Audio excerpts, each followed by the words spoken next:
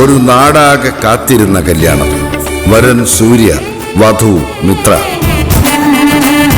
എന്നാൽ ഈ കതിർമണ്ഡപത്തിന് മറ്റു ചില ലക്ഷ്യങ്ങളുണ്ട്. ആരും മറക്കില്ല ഈ കല്യാണ ദിവസം. കാണാൻ കാത്തിരിക്കുക. സ്വയംവര പന്തൽ എല്ലാ ദിവസവും രാത്രി 8 മണിക്ക്.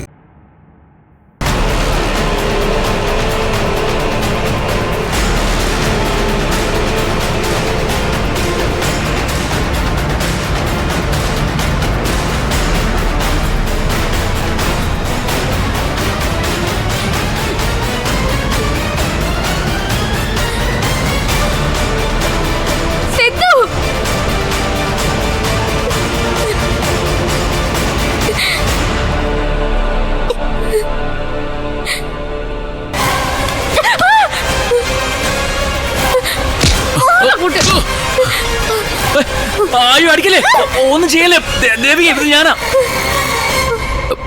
ഇടികൊണ്ട ദേ സുധിയേട്ടന്റെ ഹൃദയത്തിന് നോവൂട്ടോ. ദേവികെ ദേവികെ ദേവികെ നിക്ക്,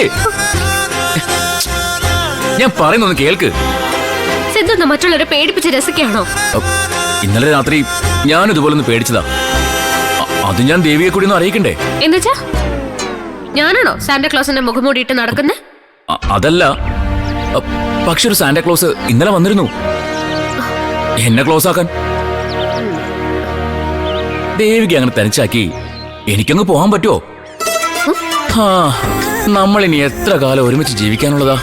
അയ്യോടാ, ഇത്ര മനോഹരമായി നടക്കാത്ത സ്വപ്നം. വലിയ വിളച്ചിലെടുക്കാതെ വലുത് വന്ന് കഴിക്കാൻ നോക്കും. ദോശയുണ്ട്, കടലക്കറിയുണ്ട്, നല്ല തേങ്ങാ ചട്നിയുണ്ട്. ഇപ്പൊ വന്ന് വിളമ്പിത്തരാം. ഓ, അടിയും വരാവേ. അടിയും വരാവേ.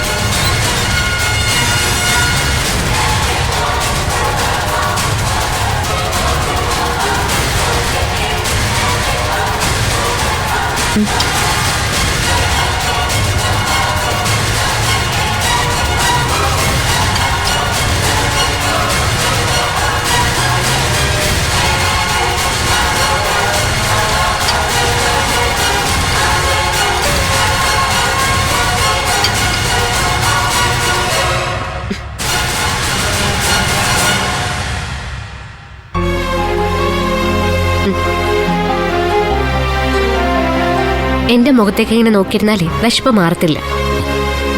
വക്കീൽ കഴിക്ക്. അതെ, ഇന്നലെ സാന്റാക്ലോസ് ആയിട്ടുള്ള മൽപ്പിടുത്തം കൊണ്ടായിരിക്കും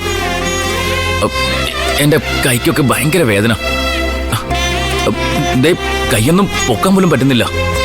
അല്ല, ഈ ദോശന്ന് മുറിച്ച് വായിൽ വെച്ച് തന്ന സന്തോഷം. അയ്യടാ, അങ്ങനെ ഇപ്പൊ സന്തോഷിക്കണ്ട.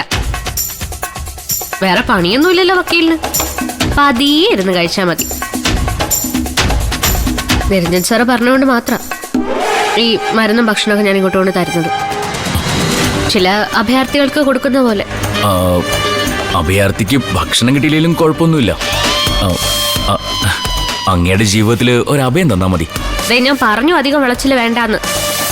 ഭക്ഷണം കഴിച്ചേ.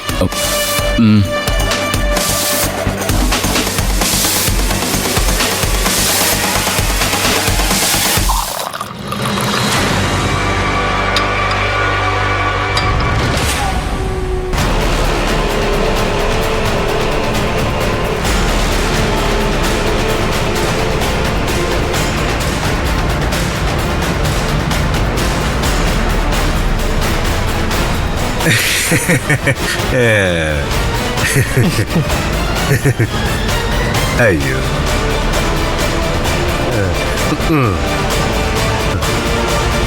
മതി, ഇത് മതി. ഇത് ധാരാളം മതി. കബനി ഞാൻ ചെല്ലം. ചെല്ലമാ? ആ, പുതു ചെല്ലം, സീസണൽ ചെല്ലം. ദേവിക വീഴ്ത്താൻ ഈ വീഡിയോ മാത്രം മതി. വക്കീൽ സിദ്ധാർത്ഥന്റെ ഒളിവ് ജീവിതം. ഒളിവ് ജീവിതത്തിൽ താങ്ങും തണലുമായി കള്ളക്കാമുകി ദേവിക. എന്നത്? കള്ളക്കാതൽ, കാതലി ദേവിക. ഞാൻ ഇനി എന്നെ വേണം സാർ? നിന്റെ ജോലി കഴിഞ്ഞിട്ടില്ല. ദേവികയെ പൂട്ടണമെങ്കിൽ അത് സിദ്ധാർത്ഥന്റെ ശവം കൊണ്ട് പൂട്ടണം. എന്ന് വെച്ചാ നീയും ശരവണനും ഇറങ്ങണം. എപ്പോ? ഇന്ന് രാത്രി തന്നെ. നല്ല കാര്യങ്ങൾ മാറ്റി വെക്കരുന്നല്ലേ എന്റെ കബനി. സിദ്ധാർത്ഥൻ ചത്ത ആ ചാവിന്റെ ചിറകടിച്ച് വീഴുന്നത് ദേവിക മാത്രമല്ല, ഡോക്ടർ നിരഞ്ജൻ കൂടിയ.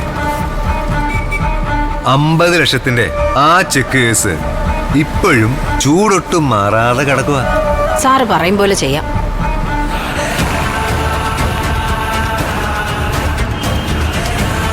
ചോര പൊടിയരുത്. തെളിവിന്റെ ചോരപ്പാട് പോലും ഉണ്ടാവരുത്. മനസ്സിലായോ? തിരിഞ്ഞു പോച്ചു സാർ.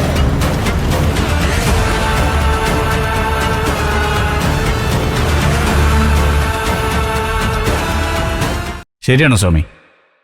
കേട്ട വിവരങ്ങളൊക്കെ കൃത്യമാണ്. കൃത്യം സത്യമല്ലാത്തൊരു കാര്യം ഞാൻ വന്ന് സാറിനോട് പറയൂ. നീ ചെന്ന് അക്ഷരയുടെ നിരഞ്ജനോട് ഇങ്ങോട്ട് വരാൻ പറ.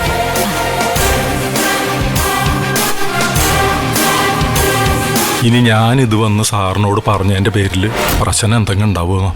എന്ത് പ്രശ്നം? സ്വാമി ഇല്ലാത്തതൊന്നും പറഞ്ഞിട്ടില്ലല്ലോ. ഇതങ്ങനെ മറച്ചു വെച്ച് മുന്നോട്ട് കൊണ്ടുപോകാൻ പറ്റുന്ന കാര്യങ്ങളൊന്നും അല്ലല്ലോ.